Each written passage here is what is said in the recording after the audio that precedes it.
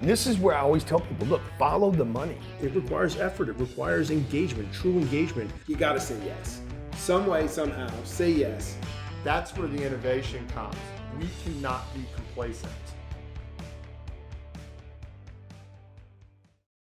All right.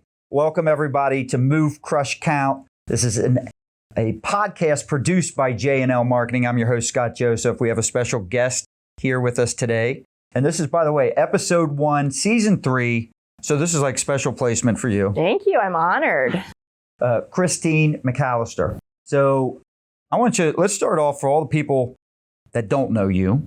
Let's hear a little bit about your background, your experience. Tell us your story. And then I want to dive into some specifics here on how we can help the listeners. Yeah, thank you.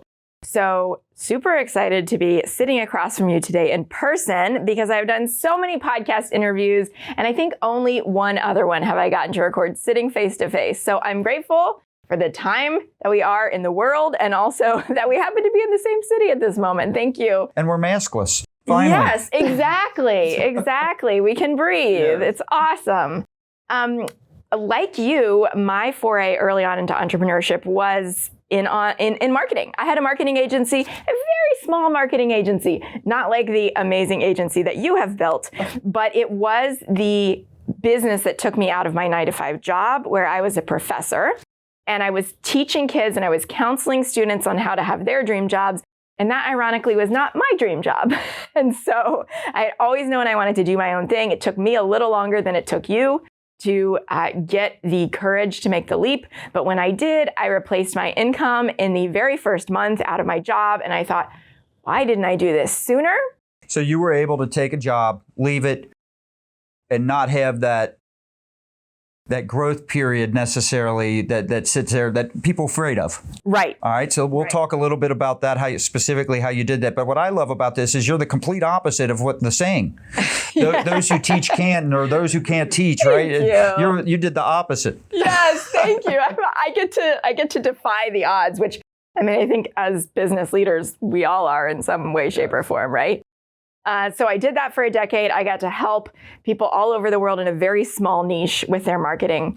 And it was a personal tragedy that got me to pivot into what I'm doing now. And that was that about 6 years ago, just over 6 years ago in 2015, I lost my first daughter at full term. And so I was pregnant. I was expecting to go into labor anytime. I went to a routine doctor appointment and they said, we're sorry, we don't know what happened, but your baby's passed away and now you have to go deliver her. And I didn't even know that was a thing that could happen. I thought it was inevitable that I would take this baby home from the hospital, happy and healthy. Everything had been perfect in the pregnancy. And that turned out to be not the case. And so what followed was an immense period of grieving and of PTSD and of really feeling like my life had been turned upside down. Like I didn't know what to make out of that experience. And I also didn't know how to kind of redefine myself because I felt like what I had gone through was going to define me one way or another, right? I was either going to let this like ruin me and crumple me and lock myself away for the rest of my life, or I was going to do something that I could be proud of, find a next level, and really create a legacy for myself, but also one for my daughter since she wasn't going to be here to do it. And so I chose to make something good out of this tragedy and find what people now call your zone of genius, your zone of, what's the one thing that only you can do in the world, right? And really build a business around that. So I sort of realized that my marketing agency had become a job for me. I'd created another job for myself. And I built this new business on the side of that job, really empowering people to become business owners, to become business leaders, and to identify what was unique about them and seize the opportunities that were in front of them. I know you have talked about up-leveling your beliefs over time to grow a bigger and bigger business. And so that's a big part of my work as well, to really help the people who want to do life and business on their own terms, to be able to seize the opportunities that we have today and grow successful businesses that support their lives. And so that's what I've been doing. Well, and I think that what you were just touching on, and even what you went through, which is, I feel like for you to come out the other side in a more positive way says a lot about who you are and your, I guess, character or not character is probably not the right word. Just mental toughness. Yeah. And heart. I think that's outstanding. So, but it appeals to, because I think whether you're talking about someone that's starting a business or they're stuck, they're in a rut, right? In their own business, could be an entrepreneur that's it. Sometimes you get, I've been doing this 30 years, and there are sometimes things that used to challenge and excite you become mundane. All right. And you described it for your own yourself and your own marketing agency, right? It all of a sudden you just create another job for yourself. Part of the reason this podcast exists is because I needed a new challenge and I wanted to do something else. You've got a podcast. I do. All right. Yeah. Talk to us a little bit about that, because there's a lot of things that you do and you've been recognized for how well you do with it. So let's talk a little bit about that, and then we're going to dive back into the original conversation. Yeah, thank you. So I love talking to people. My background in grad school, I produced a documentary for PBS where I did everything. And the thing that I loved the most was interviewing people. And some of my subjects for the documentary were absolutely terrified, uncomfortable, nervous to be on camera. And I found, as a young person, that I was able to get them to forget that there were 10 lights around and cameras and that they were mic'd up, and just get them to share their story. And it was very rewarding for me. And so when I started going on other people's podcasts 5 years ago, I found that I love the other side of the mic as well. And a lot of people kept telling me, you really need to start a podcast, Christine. And I thought, when I can find a way to make it really fun, and like you said, a fun, exciting new challenge, and not just another something that would be a good idea to do in my business, but that I wasn't really excited about. It took me a while, but after I appeared on a bunch of other shows, then I finally found a way to do that project, to start that project on my terms, which is why we do all of this anyway, right? And so about 1.5 years ago, right before the pandemic, I launched a podcast called No One's Ever Asked Me That, because that's what people told me, is that I would always ask them questions they've never been asked before. Thank you. And so I get to interview super interesting people and ask them questions that they've never been asked before, and kind of like you, dig into their secrets of success and what their failures and their learnings, and help other people hopefully speed up their journey along the way. So I'm going to bring it up in case the audience is hearing it. All right. Do you hear the music? I do. All right. So we are at Cardinal Stadium right now. So big thanks to the University of Louisville for allowing us to come up into the suite here. This is J&L Suite, which we're pretty proud of, which makes it fun for our employees. But they're practicing out there, they're doing something out there, workouts, and they've got the music blasting out in the stadium, so they're having their fun. Dance party after this? Correct. So you did it for all the right reasons, but what makes your podcast unique and what makes it successful? Thank you. So I think what makes it unique is that everybody, whether they've been on 1,000 other shows or this is their first interview ever, says, I can't believe the questions that you asked. Like, you're going to come to my show and you're going to, as a listener, you're going to hear stuff you've never heard before. You're going to hear not the talking points, but you're going to hear someone's real raw answers, because they're being asked questions they have to think about, right? And I think the other thing is, what makes it successful is that people learn and implement. In my opinion, that's what makes it so successful, is that they get to hear something really interesting, they get to be inspired, and then they actually take action. So one person that I never even met contacted me and said, I quit my job just from what I learned from listening to your podcast. And I thought, that's amazing. You were able to take this free information. I'm hoping nothing said here and J&O employees aren't listening. No. Scratch that. Yeah, it was a job she didn't like. So I'm sure that's not the case. But also just being able to kind of have access to influencers that they might not otherwise get to hear the real behind the scenes from and humanize this business building process, as opposed to what we see on social, which is like, oh, they're making $3 million a year and they work 6 days a month and everything's perfect. Well, let's talk about the fact that they released their first ebook on Amazon 15 years ago and no one bought it, right? So one of our prior guests, Grant Cardone, we've talked about that. So, when you talk to most people, if they didn't know him and what he was doing a long time ago, they would be like, wow, he just exploded on the scenes. It came out of nowhere. He's very active. No, he's been building this for 20 to 30 years. And so he's been building that brand and a lot of trial and error. And he'll tell you he wishes he could have the first 15 years over, and to do a lot of things different. But it was a lot of effort on his part, and it was consistent effort. So what's the most unique thing? You say you ask questions that, what is your, give me an example of some of the unique questions you've asked. And then what are some of the shocking things you may have learned? Ooh, that's a question I haven't been asked before. So I'm going to need to take a minute. Thank you for flipping the script on me, Scott. Oh, I interviewed this incredible, soulful tattoo artist in an industry where his colleagues and competitors are cussing people out and condescending and listening to Slayer and just really hard driving. This guy shared a story with me about one of his most meaningful moments, that his grandmother was his best friend. And he's covered head to toe in tattoos, and he is vaping on screen during our interview, and he is downing coffee because I got him up way earlier than his third shift hours, but he was here for it. And he shared how he was able to sit by his grandmother's bedside as she took her last breaths, and how when he was a kid, when people asked him what he wanted to be when he grew up, he said, Moses.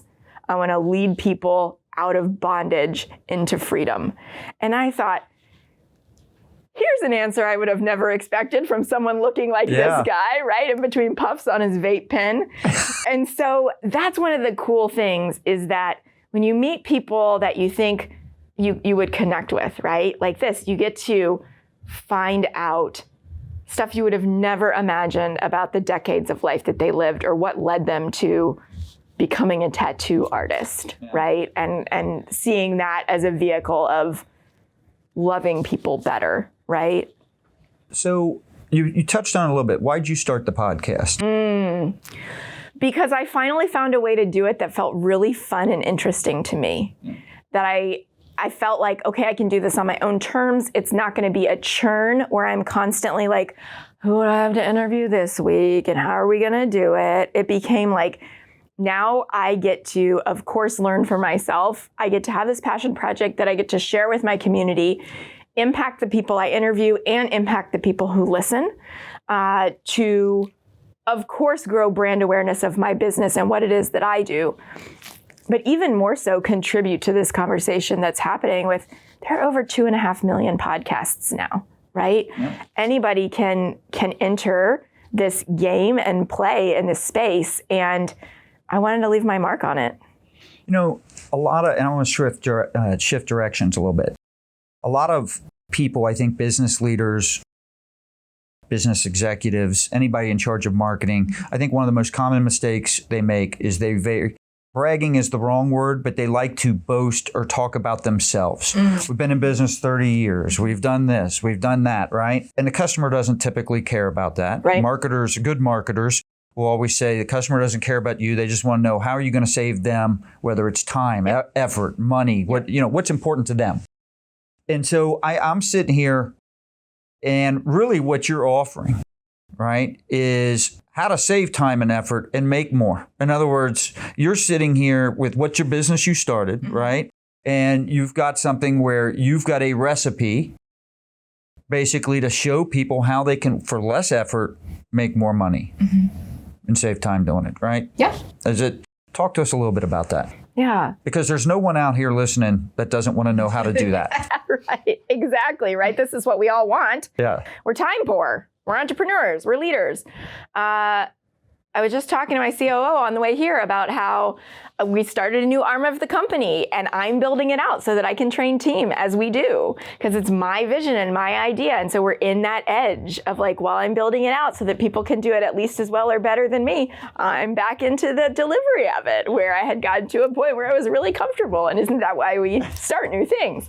But I think my belief is that we all have what I call our 3 Ps. So if you think about like a middle school Venn diagram, right? So like 3 circles with the overlap in the middle. Yeah. We have our personalities, our preferences, and our passions. And in the middle where those 3 overlap, which is everyone has their own unique DNA, right? In the middle where those 3 overlap is what I call your perfect possibilities. And I think that the way that we help people speed up their time, get bigger results in less time, is really helping them build their businesses and their responsibilities around how they're actually wired, rather than how one person says, oh, well, I made $1 million on TikTok, so everyone flocks to TikTok, or what we've seen with Clubhouse, right? Yeah. And those things are wonderful tools. What's your handle on Clubhouse? What's your name on there? Do you know? Oh, what's my handle? Yeah. Like, Life W Passion. Life W Passion. Yes. All right. Yes. I thought you said like, what's my take on it? No. My handle is Life W Passion. Real quick though, what is your take on it? You know, for me, with us really exploding in the podcast space, I did some Clubhouse stuff early on, and I found that like, okay, for me, my strength is in focus.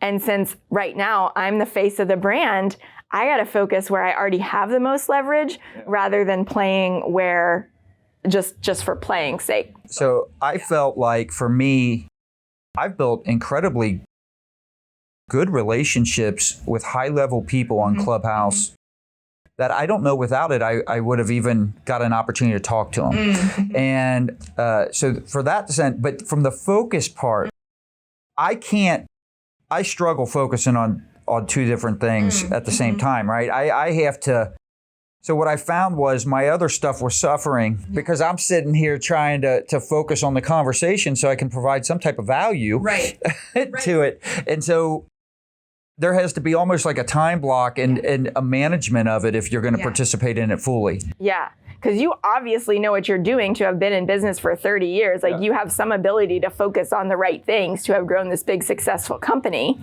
And then to realize, hey, I want to play in this way. And to be able to have the self-knowledge to take a step back at some point and be like, well, but there's also this little thing over here called my company. Correct. Right? That's exactly right. So let me ask you this. So I'm going to challenge you on the reduced hours for a lot of income. Okay, please do. Yeah. All right. So I'm full go. I've bought into everything you've said and it's working.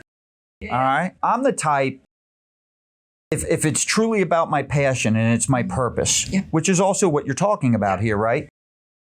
I love it. I'm not doing this for 10 hours. I'm doing it for more because I love it. And it's what I'm going to continue and just do more of it and make more. I mean, do you find that's what happens with people? Does it get to, so I know why you're saying that clearly everyone wants to make the most with the least amount of effort, right? But is that real? Yes. I'm not saying it can't happen.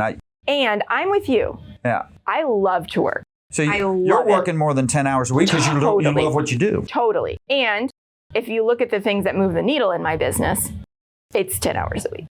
And then I have clients who are like, hey, for whatever reason, they want to be outside chilling all the time.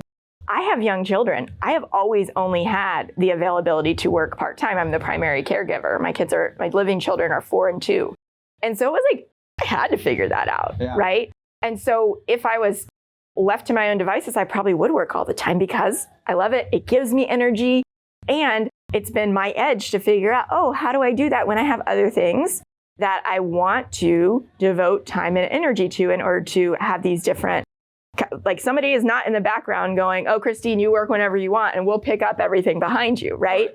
And so I find that for my clients, they all have different reasons. Maybe it's that they want to travel a lot, right? Or it's that they want to be more present with their family, or they are working on the side of a 9-to-5.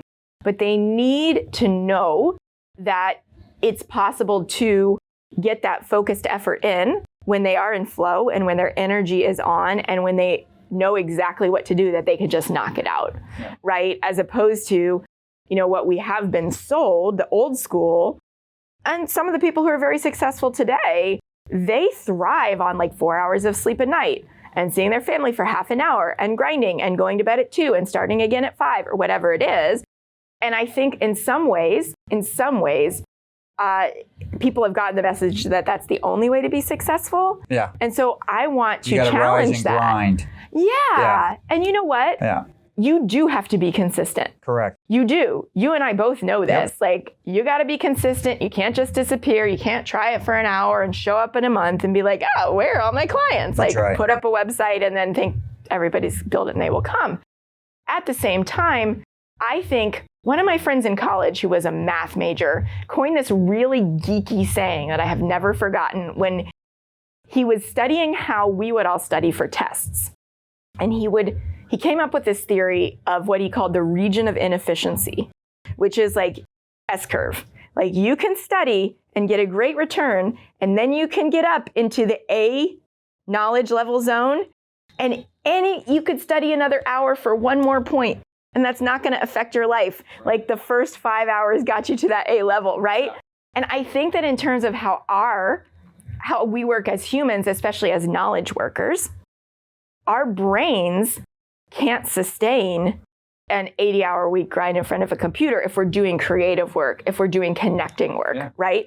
And so it's like, how do we determine what's right for us so that when we recharge, we know how to recharge, and it's with the intention of coming back, as Grant would say, like 10x more productive, right? Because by the end of the day, if I'm staring at my computer being like, I don't know how to answer this email, I can't figure out anything intelligent to say, like, I don't need to be working at that point. That's not good for anyone. We did a mastermind. We just completed Business Bourbon and Cigars. We did a mastermind event.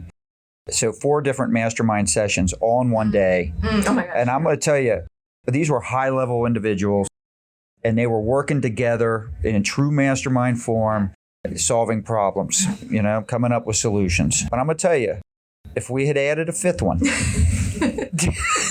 because I could tell on the 4th one, all right, they're staring at this cigar roller and this bourbon tasting going on in the back. It's time to shut this down, because they were to that point that you had just mentioned. Anything after that was going to have no impact. Right. It was going to be useless. Right. Because they were exhausted. Yeah. And not because they're sitting there physically, mentally just tired. Yeah. I mean, you could see it in it. Let me ask you, when you gave up your job, what's the biggest thing you had to let go of? Physically or mentally? Fear. Well, that type of fear, that particular fear. But you not let that I that don't go. have fear anymore. Or you wouldn't have made the decision. Yeah. That's what kept me in the job.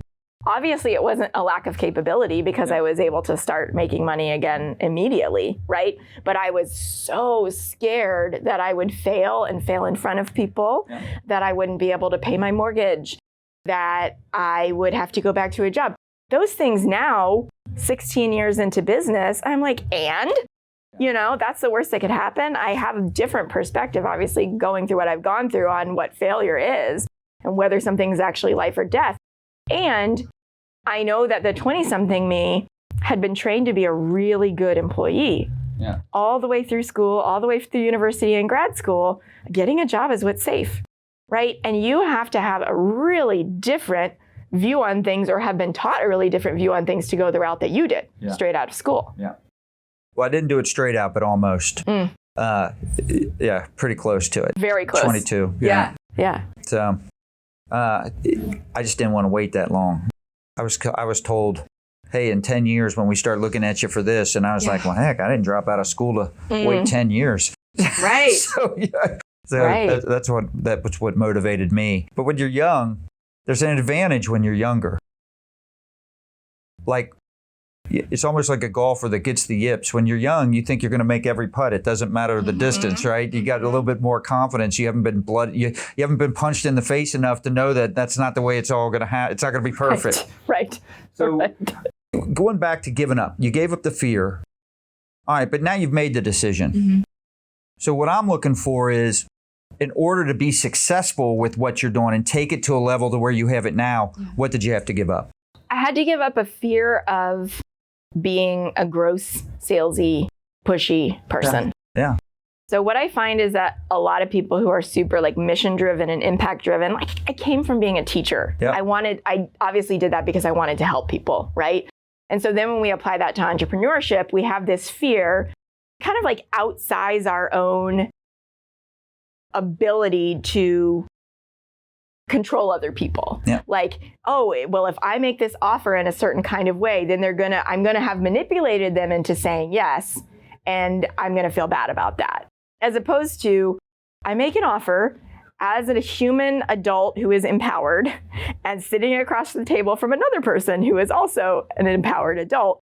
And they have every much as right to say no, or this part doesn't work for me, or what about this, as I have to make the offer. Right. And so it was kind of trusting. I had to let go of that fear that I was going to be pushy, that I was going to be manipulative, that I was going to be sold to in a way that I hadn't enjoyed. I was going to sell in a way that I hadn't been enjoyed being sold to. Okay. Right. And the way that made me feel. But because I didn't necessarily have training on how to sell in an authentic, way that is of service, I thought that was the only way to sell. Yeah. And so I was afraid that I would never be able to be successful. Did you get the training you needed? I did. And where did you go? Yes. One of my coaches had an approach called value-centered sales. Yeah. And now I teach something called sales as service. But I had been taught to really just get into people's business in a way that I wasn't comfortable with, to get into their wallets, to get into their personal lives, to ask them questions that I would never even ask a best friend. Right? On our initial conversation about how they could come up with the money to pay me. That works for some people. That was outside of my personal value system. And so part of it was me believing that I could sell in alignment with my values. Well, and that's, in the end, that's the key, that's the foundational piece to that makes it successful, right? Yep. I could take any selling method or strategy, and if I start from a place where I know what I've got can drastically help my prospect. Yes. No matter what my sales process is, I know I'm doing it for the right reason. You know? Yep. And so it's like when you get objection after objection after objection, and I agree with the way you sell. It's more of a consultative approach. Mm-hmm. But let's just say I take the sleazy approach, right? Mm-hmm. The way we typically think of a salesperson. Mm-hmm. And I can't say used car salesperson because I have 3 dealerships. So exactly. But let's say we go there. If I know that what I've got is the exact thing they need to help them improve their owner loyalty, customer retention, or drive more traffic, whatever it is, I'm not letting go and I'm not stopping because I'm just sold. I'm sold myself that this is the right solution. Yep. And I think as long as you come from the right place, you don't feel right. You don't feel. So really it starts with just, you now have something that you truly believe in. Yep. Right? Yep. Which goes back to your passion, your purpose, and all that. Let's get into the third P, the pricing part of it. Yeah. So did I have that right? So passion, personality, passions, and preferences. We can definitely talk about pricing if you want. I do want to, because I've listened to another episode where you talked a little bit about pricing, and I love the strategy and the approach you take to it. Ooh, thank you. So go into that. Thank you. So I am dealing with a population of people who typically don't have a ton of overhead, right? They are And see, I have the opposite. exactly. I'm dealing with clients that have a ton of overhead.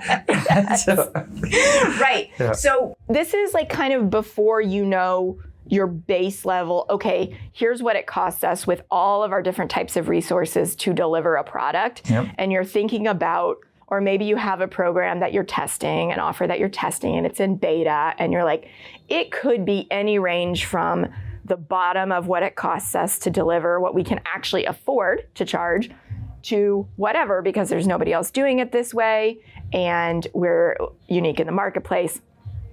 So exactly to your point of how do you go in with, I think Tony Robbins would call it just conviction. His top salesperson is a guy named Eli Wild. He taught me that. Like, he's done 3,000 presentations for Tony from the stage, right? And he's like, the thing is conviction, right? It's conviction. And so it's exactly what you're talking about. And so when you're thinking about how to price something, it's like, what price can you sell with conviction? yeah. Right? And you may know, okay, this is the minimum that I have to walk at, but beyond that, I joke with my clients and say, like, what is the price that you can say to a prospect without throwing up? Yeah. Right? What is your nervous system actually going to allow you to say? Or, Right? or saying it like, it's 9,900. Yes. Yeah. Yes. So if the price is such that you can't even bring yourself to say it, or it makes you nauseous, right? You've got to come back to why. And then what is that price that you're like, if they walk away from this, they're being ridiculous, because like you said, this is going to change their business. This is going to change their life. This is the best solution to their real problem. Yep. And then it creates that detachment in you that you're able to follow up, that without feeling pushy, that you're able to hold like the space for them to walk through their own crap about it and get to the point where they can get over their fear or whatever resistance they have to say, yes, I'm in, because you're leaning back and you're like, I know that this is worth way more than that, and that you're getting a great deal, and also that we're going to take really good care of you when you say yes. You had said something about, let's get to the end, and I don't have the exact topic, but I've heard you talk about it before, where the customer inquires, all right, what am I actually getting? All right, and you're big on not going into the process of what it's going to take. Yeah. Let's talk a little bit about that, why it's important, because to me this applies to anybody selling, marketing. It doesn't matter. At some point, you're going to have to get down to that part of the conversation. Yep. And talk to us about what you believe, what your process is with this, and why it's critical. Yeah, I love this topic because unless we've been specifically trained on sales, when we go into sales, we think about selling sort of the features and the benefits. So what appears on that car sticker, right? What are all the extras?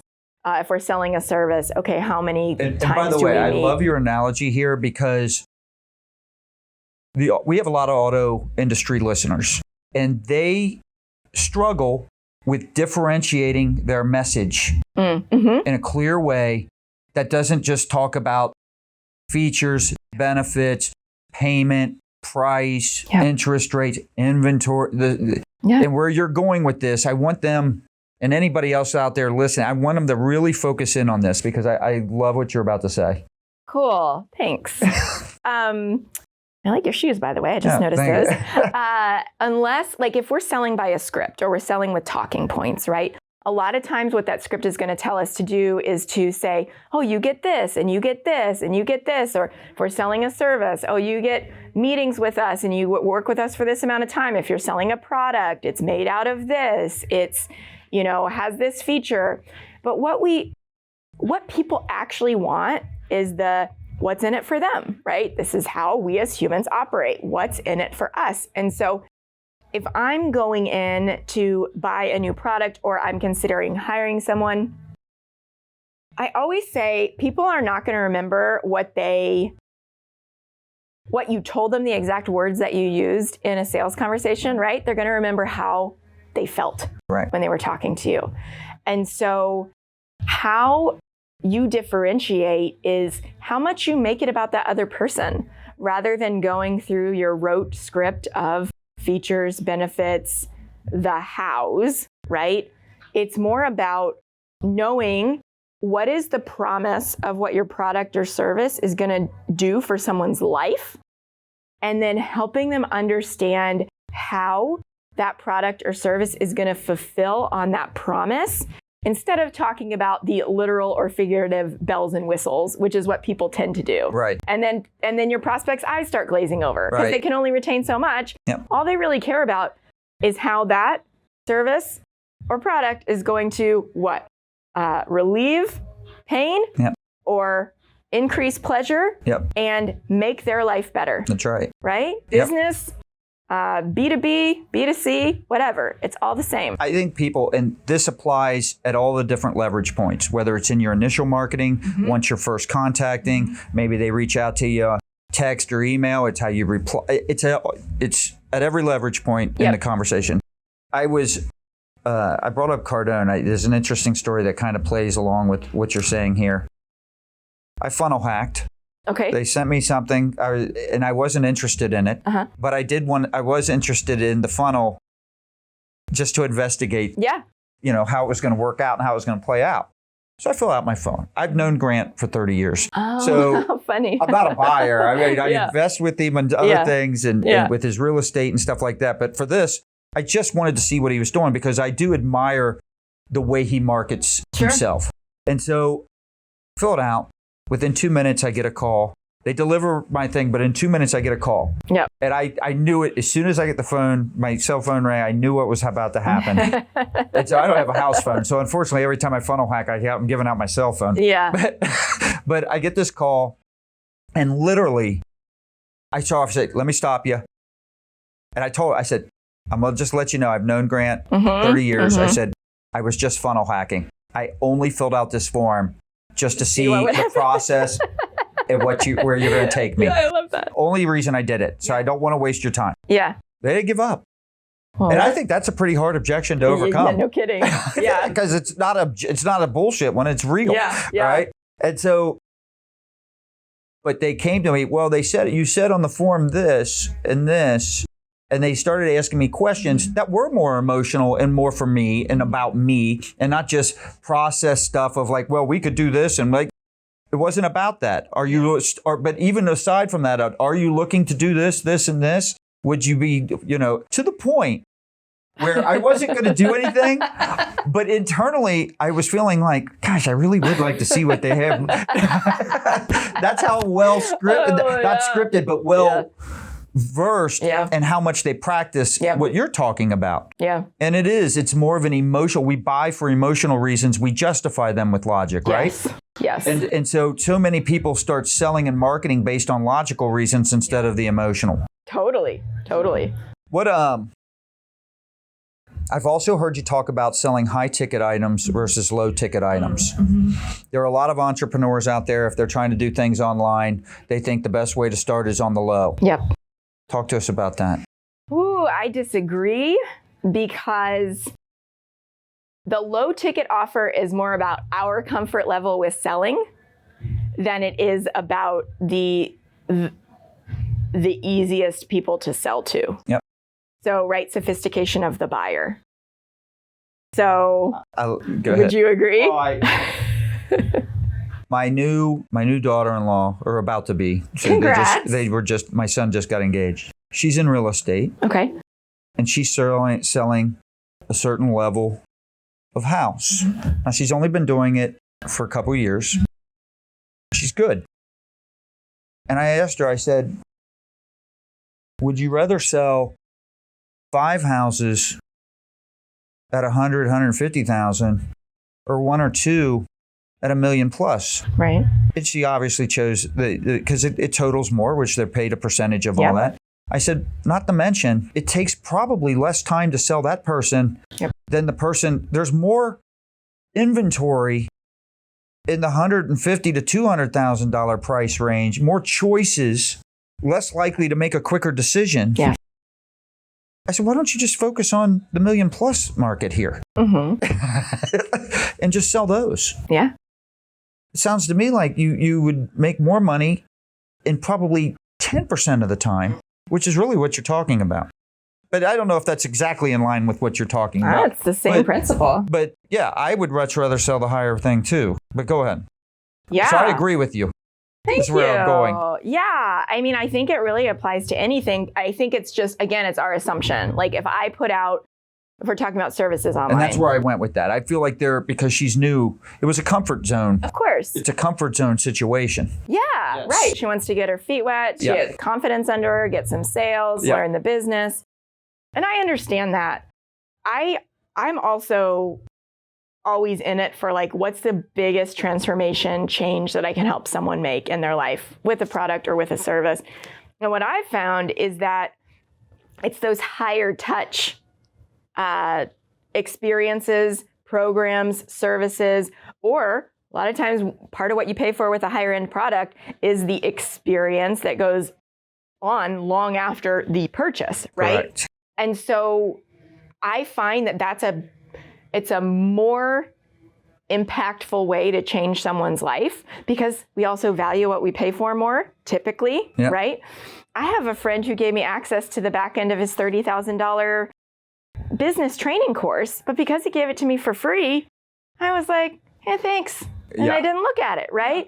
On the other hand, I pay that much to be in a mastermind. I show up to those calls, I ask those questions, I implement, right? When the no-shows for an event always come from the ones that got it free. Great point. So why give anybody free? Right. Yeah. It's and we have it backwards when we get into business. Right? I had a good friend and I wanted him at our last event and he came, but I had to work him for 3 weeks to attend this thing. Hard. And I finally sent him some text. I said, I have never worked so hard to give somebody super valuable for free in my life. And so it got me thinking, I'm just done with that, because to your point, when you don't have skin in the game, first off, they don't value it as much. Right. How'd you overcome the fear? The sales fear? No, the fear of jumping out. You said fear was the biggest thing you had to let go of. Well, how'd you do it? Not the way I would recommend. At that time in my life, my job, I was commuting 90 minutes in round trip in terrible traffic. My mental health was suffering significantly. I was very depressed. It was a toxic work environment with tons of turnover. And it really became like, it's now, it has to be now, Christine. Like you're in your 20s and you're suffering, and this is unnecessary suffering, right? And it wasn't certainly because I had built a big financial runway for myself and I was like, oh, now I've reached my number, I can quit. It was like more out of desperation. Again, I wouldn't recommend that. But for me, that's what I needed to go. I have to make this work. I can't afford for it not to. I'm going to. Yeah. Right? I in an ideal world, knowing what I know now about the power of epigenetics and training your brain and all of that, I would have gotten myself more to a place of belief in myself and trusting myself to figure it out, which I think is one of the core things any business leader or entrepreneur needs in order to be successful. And I would have listened to my intuition and followed that. But at the time, it was like, obviously God knew that I couldn't do it for myself without getting me so miserable that I just had to exit and leap build the airplane while it flies, as they say. Still doing that. You have a unique approach to how someone should become known or get their brand out there in this digital age. And I want to say almost an opposite, not necessarily an opposite approach. I think a lot of smart people take your approach, but it's different than what I think the majority might think to do. Do you want to go into that a little bit? What's the best way to get your presence, get your, I guess, name out there, brand out there, and get recognized? Well, right now in 2021, I'm such a big fan of being a guest on other people's podcasts. Yep. Is that the only reason you're here? No. I got to meet you in person. Don't worry. Like I told you before in the pre-chat, I lightly internet stalked you. I decided this was going to be a lot of fun. But it really is. I mean, the way that I discovered this was just having fun doing it myself. Yeah. And then I realized that if you show up in a certain kind of way, it's more than just fun. It actually can be strategic. Yeah. And so, in the digital world, there are a lot of things that compete for our attention, obviously. I often say that social media is like a casino. Those designers make it really hard for you to figure out how to leave because they want you to stay on the platform so they can serve you more ads, right?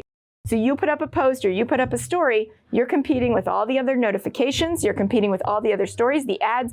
Your stuff has to be good enough to stop the scroll, right? As opposed to, what are you doing when you're listening to a podcast? What else are you doing when you're listening to a podcast? Me personally? Yeah. I mean, a lot of times I'm driving. Yep. So, or I'm walking. If I'm walking, I'm probably, well, I'm ashamed to say this. I'm probably just as focused walking and driving. In other words, I'm distracted listening to podcasts. Yeah, right. So, yeah. And it's something that you can do when you're driving a familiar route. Correct. As opposed to, no one would recommend that you scrolled social media while you were driving. Right. But like listening to a podcast is acceptable because it's like listening to the radio. If I still cut the lawn, I would listen to it there as well. Exactly. Right. So you're doing something that you're comfortable and familiar with, and you're looking to educate and entertain yourself. You're passing the time. Having somebody in your ears for 20 or 30 minutes or longer. Yep. And there is no comparable strategy that helps someone go from like, I have no idea who Scott is, to, wow, Scott's really cool. I want to follow him. He seems like the kind of guy I'd like to work with. How can I take the next step and deepen that relationship? There's just no other strategy like it. Yeah. Right. And what we do when we first get online is we try to go on all the socials and have a presence and do them all halfway rather than excellently. Right. As opposed to, you can go where there are established audiences, create a real relationship because of how you show up with the host and with their audience. And that can lead to doors that you never could open by posting on social or running ads, even doing that very consistently, because it's a one-on-one conversation, even if it's virtual, even if it's not as amazing as sitting here in this incredible suite talking to you, right? You get to really get to know someone, show them that you're a person of value, find out how you can help them further. And the audience feels that because most people who go on podcasts as guests are showing up just like those pushy salespeople. They're like, here's my list. Here are the questions you're allowed to ask me. I'm going to sound the same on this one as to the next one I have back to back. And you should be so lucky to have me. Yeah. Right? No. You have an audience that you are generously inviting to put me in front of, that you've put effort into growing, right? And I'm so lucky that I get to be here. When you show up with that approach, the hosts feel that because it's different.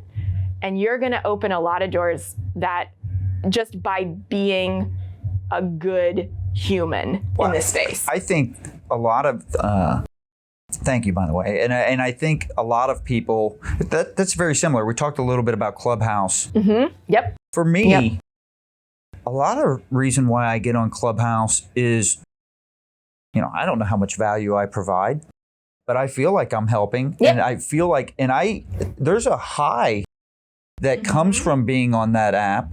I get a little bit of it in these type of situations as well. So there's like a rush to help. And so, I agree with what you're saying. But where I'm getting from all this, and where I was originally asking the question, is basically what you're saying is a very similar good marketing strategy in the sense of quit trying to be everything to everybody. Yep.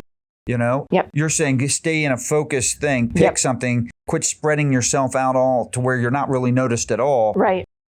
And do a great job in a very focused manner, right? Yeah, totally. Dominate that. Totally. And we really resist niching. We do, because we're like, but I could help anyone. Okay. Right. I'm sure you could. I got to ask you.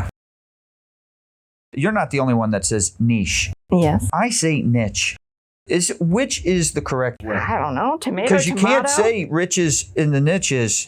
You can't say riches in the niches. It doesn't rhyme. That's true. That's so true. I don't know. Niche sounds fancier to me, so I just go with that. You're more of you're just higher class. Yeah, right. I don't know about that, but I like to pretend.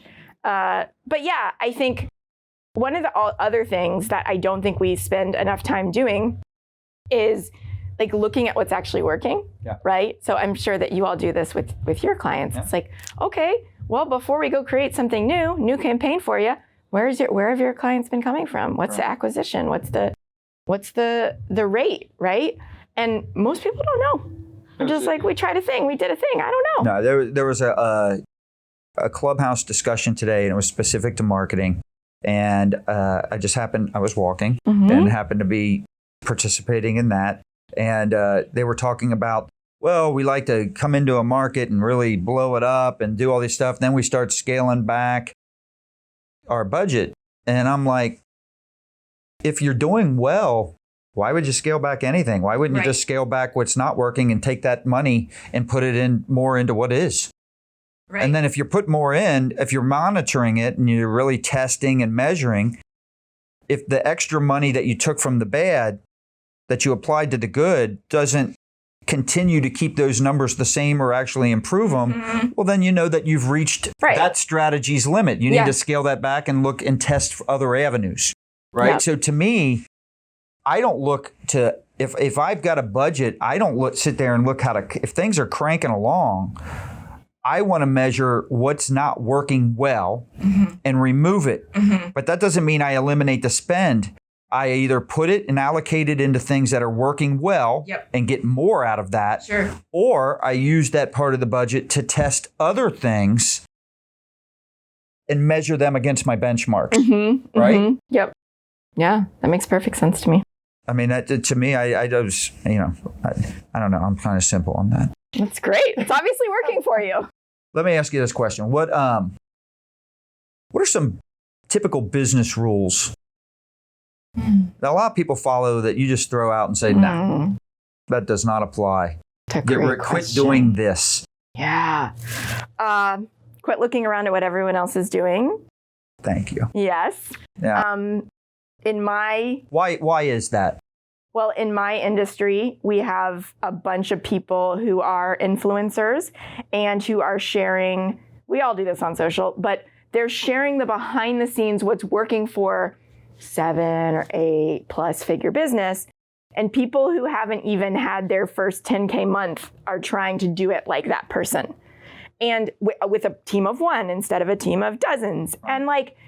And they're taking that as gold, and they're not looking at those 3 things we talked about. How are they wired? Am I the exact same clone of a person as my favorite influencer? No. Do I have the same life? Do I want to live the same life? Well, maybe some things, but probably not everything, right?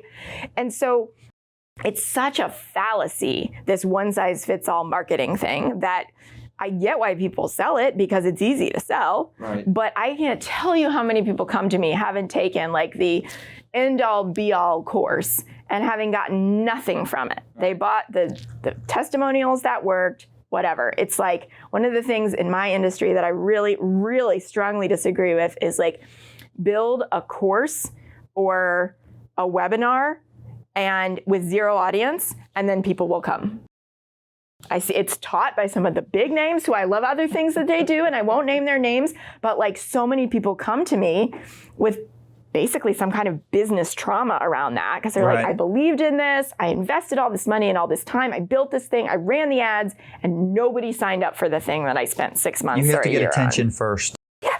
Yeah. Yeah. You got to build know, like, and trust. Correct. Right? Yep. And that's why, this is a great platform, right?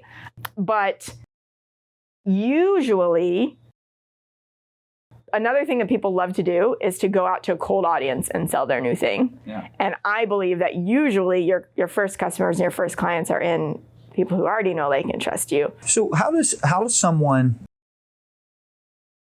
let's say I want to go into a completely different vertical. All right. And I've got something that I know would working great here, great here. With some tweaks and this and that, I could take it here.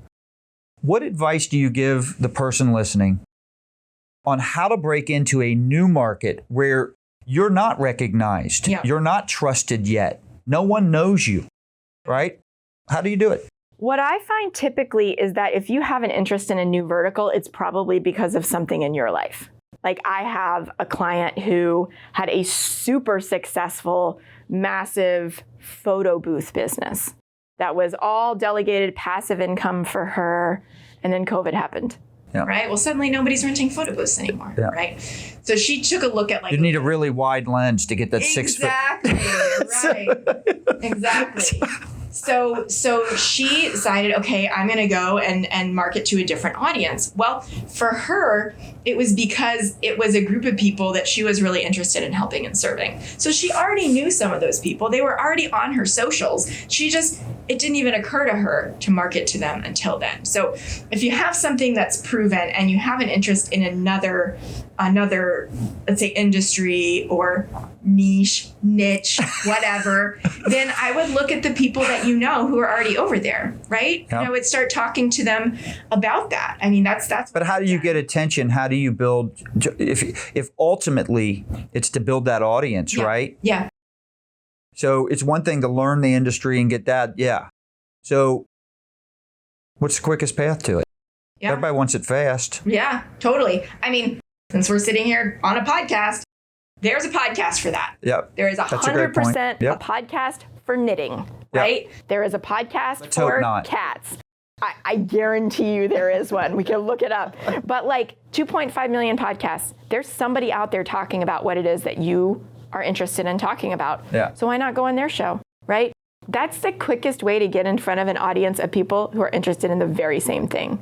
Like without having to use hashtags over 6 months or without having to put money onto ads, like, because then you are a credible authority in the space because you've gone on a podcast about it, right? The consumer is not, it's kind of like writing a book. I wrote and self-published a book 3 years ago.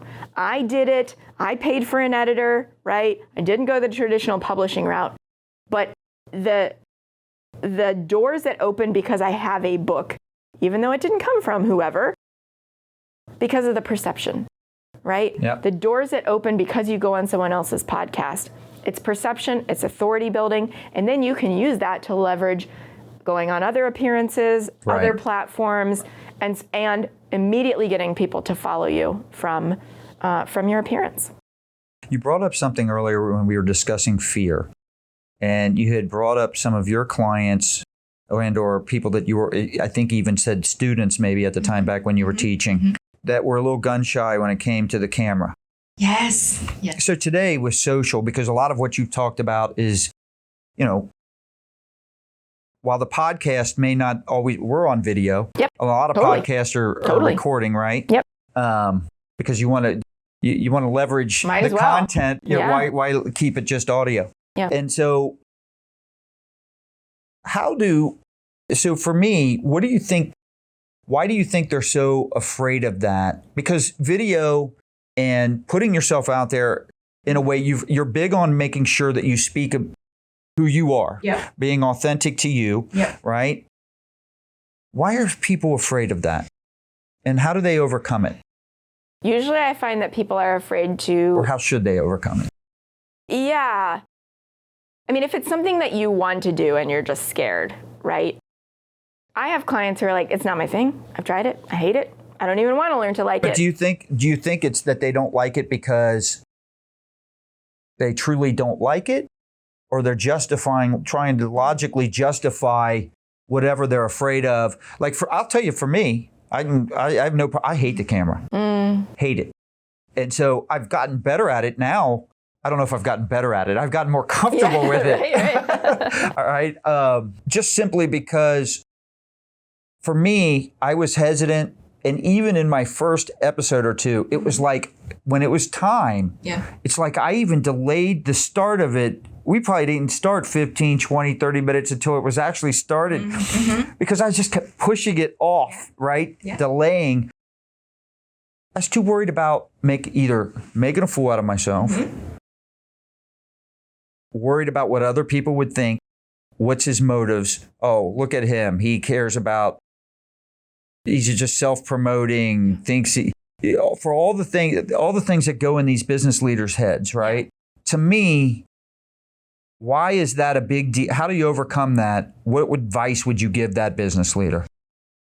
It's going to be similar to what we were first talking off, do you agree about. with that? Do you think that's part of what keeps people from? 100%. All right. Yeah. What I always hear is like, I'm afraid I'm going to sound stupid. I'm afraid I'm going to run out of things to say. Yeah. I don't like how I look on camera. I don't like how I sound. Correct. Right?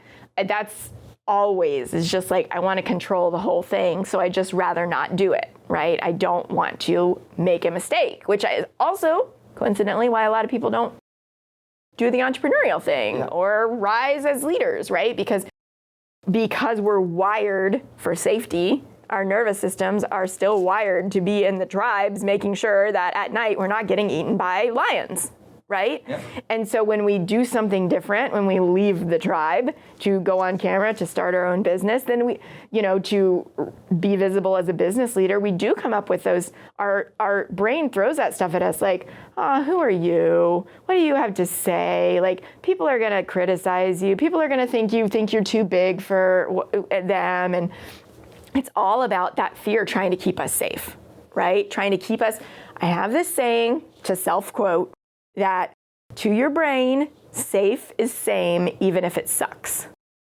So your brain would rather have you sit in the same crap day after day because it's your comfortable crap. That's right. Right? Yes. Than actually take action toward your bigger vision, which might involve going on camera or going on podcasts. Yep. Just because of fight or flight or freeze. Yeah. Right? For most of us, that runs the show, and we're not even aware of it. And so we're making decisions out of, even unconsciously, what's going to keep me safe. I don't want my family members or my friends, my social media friends to judge me. Yeah. So right? They also use that. My Facebook, that's for my friend in personal life. Yes. I don't want to do anything with business on there. Yep. I hear that all the time. Yeah. I heard at a conference, and I loved it. And he said basically, hey, I've got friends too. I call them. Right. Facebook's for money. Yeah. So, right. Right. And that just goes to show, like, but I just mix perspective. it. I do it both. Me I too. don't want to, I just have fun with it. Yeah. And so for me, from my experiences, I just came to the realization that if you want to take things to a new level in today's marketing age, you kind of have to have a little bit of vulnerability and just do it and be willing. If people knew back when I started doing these 30-second minute videos, I made them come across, I tried to make them come across like, hey, I just picked it up and I did this thing. But if people saw the scripts in the background and me, the number of takes for me to finally be like, all right, it's good enough. Somebody edit this and make it a little bit better. Yeah. But yeah, it's because I was so afraid of looking like an idiot. And so I just think, I think no matter how successful you are, no matter where you're at in your career, even if there's still a comfort zone there. Really? You just have a bigger comfort zone now. It's a different one. But if your goal is to grow and get out of it and take things even to another, you're going to have to do things that are uncomfortable. Yeah. And for a lot of business leaders, that means getting on this camera. Yeah. That means doing these interviews. Yeah. You know, there have been times at this event I did that I went back and watched the tape. All right. That's so brave. Oh, I had to do the opening thing, right? And it wasn't even a big deal. Yeah. And so, but there was a period that completely, and I had no script, nothing, but everything in my head went blank. And I was standing up there and nothing was coming out. And I felt every eyeball in that room looking at me. And all I could think of was, oh crap. And for whatever reason, I got lost, right? So all I did was ask a question and everything came right back to me. But when I looked at it, felt like forever up there. Yeah, I felt like this is so obvious and so bad. And when I watched the tape, I was like, oh, that was literally about 3 or 4 seconds. so no one noticed that, thank God. Yes. Yeah. So you just got to get past all that. What are the most common things people are not doing right now that, in your opinion, need to start doing ASAP? In order to what? Succeed, take things to the new level. So you're all about living life with through passion. purpose and passion, right? Yes. Getting more for less. Yes. So in order to do that, what are people not doing that they need to start doing right now? I would say it's probably two things. So 2 things to get more with less, right? And one of them is to look at what's working. Most of us do not, as successful high achievers, we do not pause and reflect. We are on to the next thing, right? We would just rather chase the next goal and do a debrief on something. I don't want to do that. I don't have time for that. I'm already thinking about the next thing, right? When we do that, that's when we get the insight that we need for how we're going to get more out of less, right?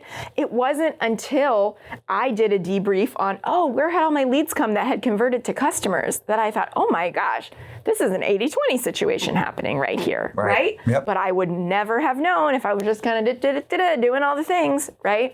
I think the other thing is, I think most of us often have something that we're interested in doing that's kind of like tugging at us a little bit. Like, wow, it would be really fun to play with having my own podcast. It would be really fun to get over my fear of being on camera. It would be really fun to be on Clubhouse, whatever it is. Like, we have that thing that's kind of niggling at us that we want to play with, and we won't give ourselves permission because we don't have time. Yep. And usually there's a reason that our gut is calling us toward that. And we have every logical, like you said, justification in the world for why we don't have time, why we can't give ourselves permission to do that.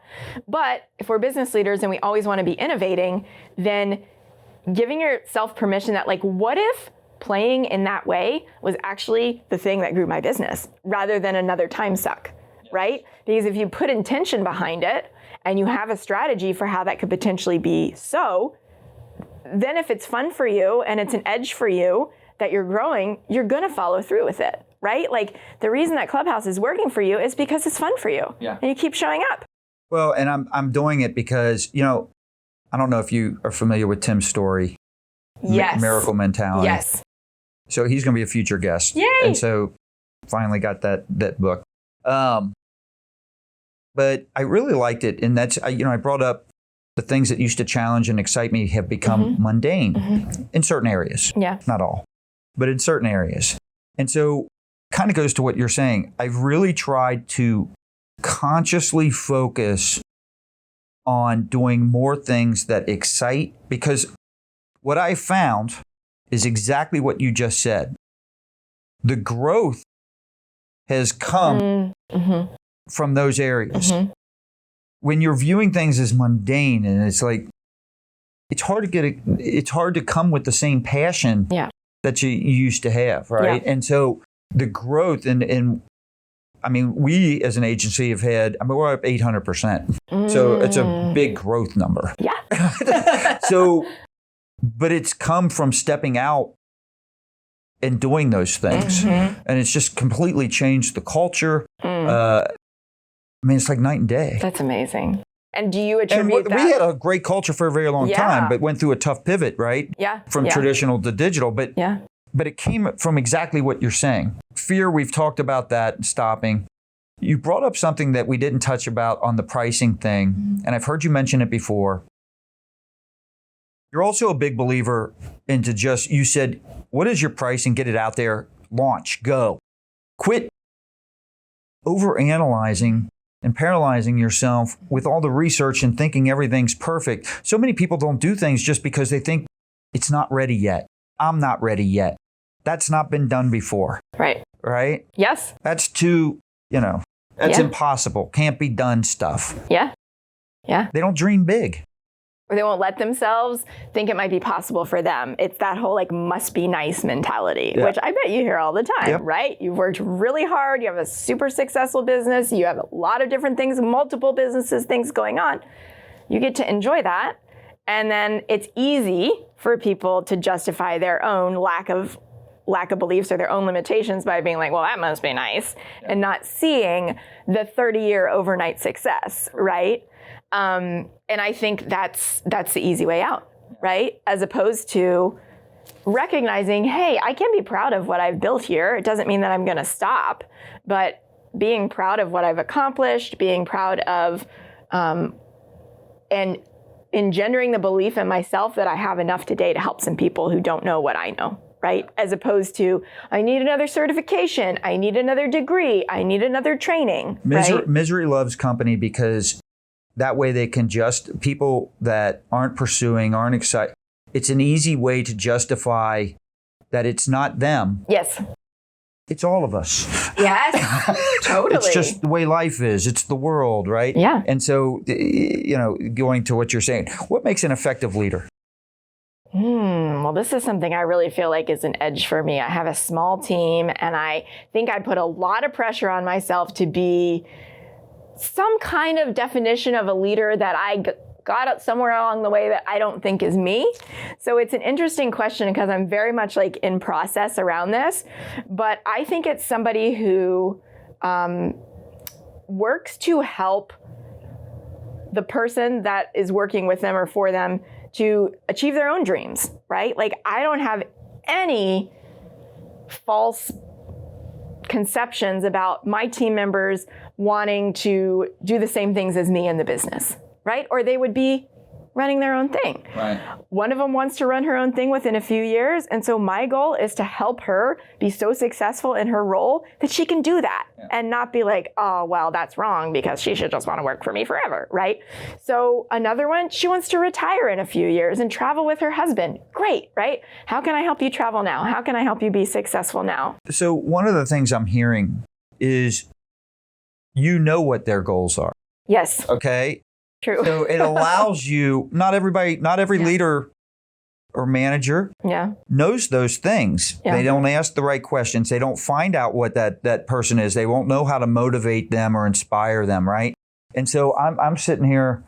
Have you ever had a situation, of course this would have to be a former because your current ones, you don't fall into this, but where you felt maybe you were frustrated because you believed in them or wanted a lot more for them than what they actually wanted. But as what you're pointing out, you're finding out each person's individual thing. So it helps you avoid that frustration. Totally.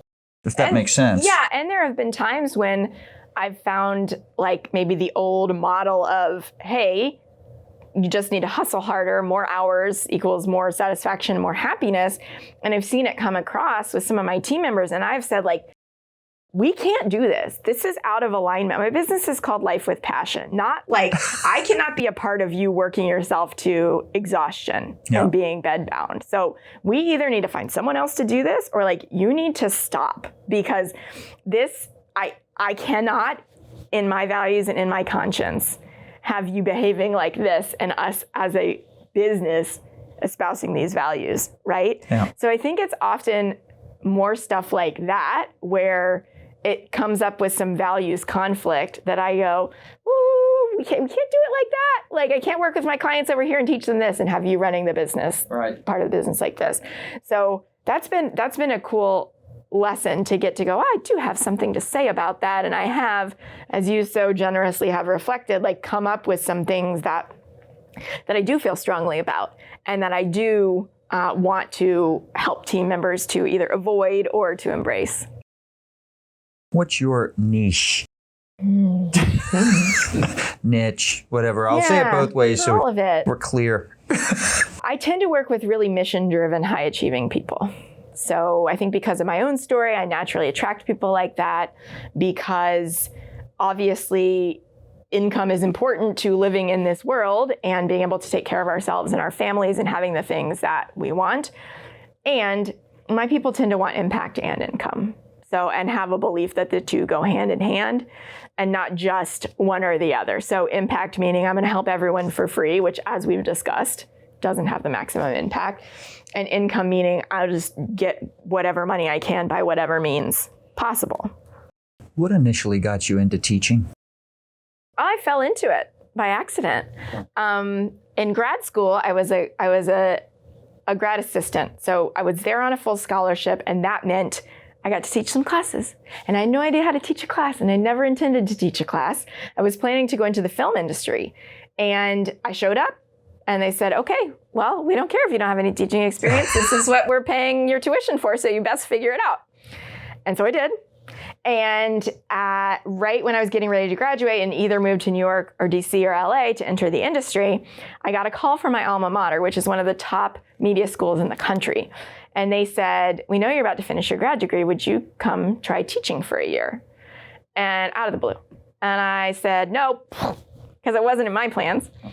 But as I started thinking about it, what I realized is that having a real job with the lifestyle of a professor was going to give me the chance to have somewhat of a real life. And that I wouldn't have that for maybe, like you said, a decade going to LA and continuing to live under what it took to, making under what it took to live and climbing my way up the ladder. So I saw it as an opportunity to have a life.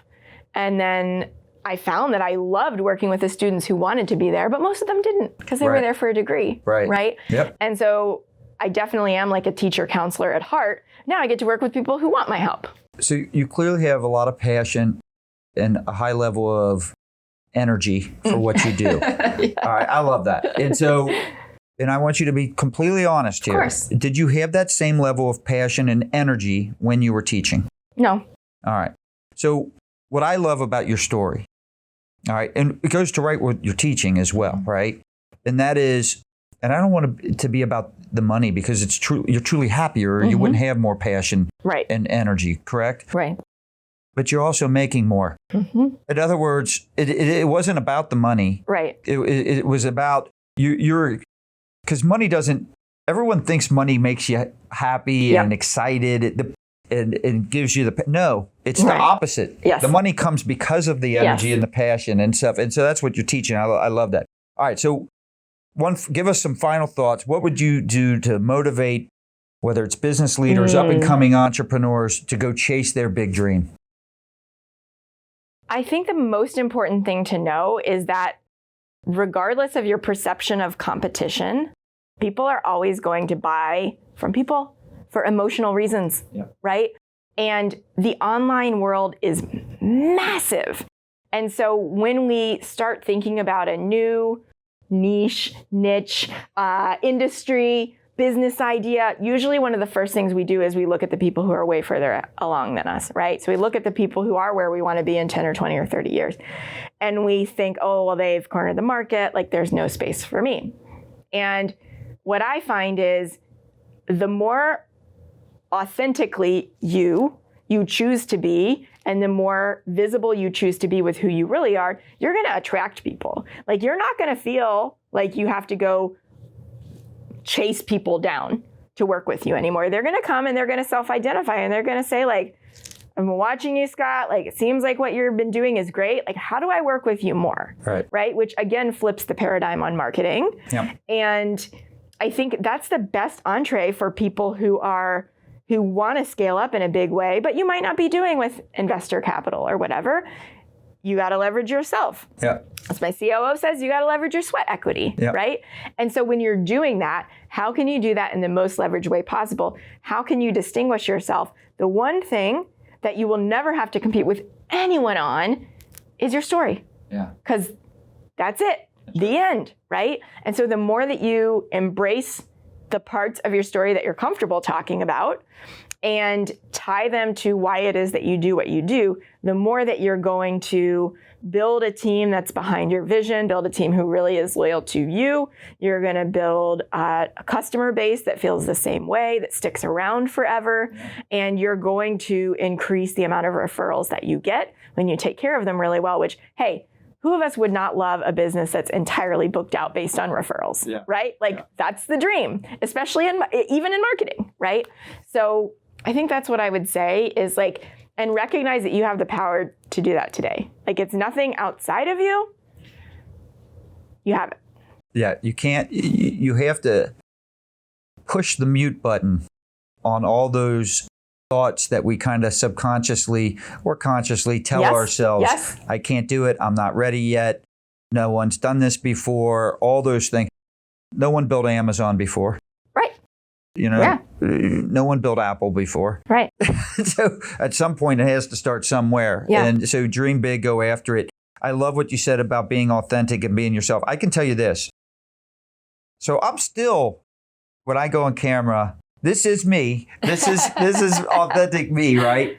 But there's still a part of me that's trying to act more professional than I really am. Whatever, you know. Yeah. I'm a kidster. I'm a jokester. But every now and then I'll go on a show. All right, and I'm the guest, and they'll ask a question that ignites something in me just a little bit more. So it's me, but level 10 versus trying to keep it under control, right? Yeah. Those parts are always, from a social standpoint, they always get the highest engagement for me. And it's because I'm even more to myself. Yeah. Does that make sense? Totally. Yeah. So I love that message. I love everything you've said here. Christine McAlister, everybody. We'll be hearing a lot from her. Thank you so much. All right. Thank you.